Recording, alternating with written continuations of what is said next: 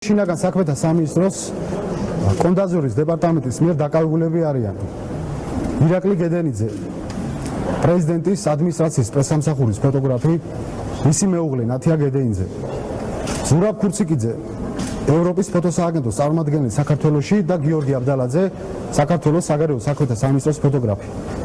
გამოძიების მიერ დადგენილია, რომ ზურაბ ქურციკიძეს კავშირი აქვს რუსეთის ფედერაციის თავდაცვის სამინისტროს თავარი სადაზვერვო სამმართველოს თანამშრომლებთან, კერძოდ საქართველოს სამართალდამცავი ორგანოების მიერ ჯაშუშობის ბრალდებით ძებნილ სილიცინთან და ოკროკოვთან.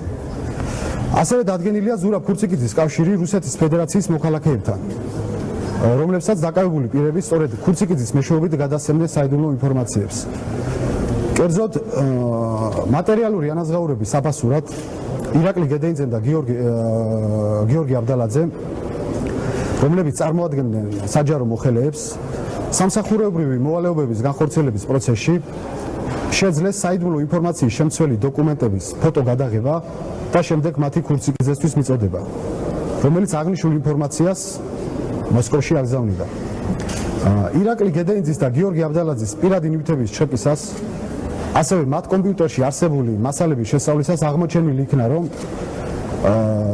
აღმოჩენილი იქნა პრეზიდენტის ადმინისტრაციული შენობის ნაწილის სქემატური ნახაზის ფოტოსურათები, პრეზიდენტის გადაადგილებისა და პრეზიდენტის მარშრუტი, დეტალები პრეზიდენტის შეხვედრებისა და ვიზიტების თაობაზე და ასევე სხვა საიდუმლოების შემცველი ინფორმაცია.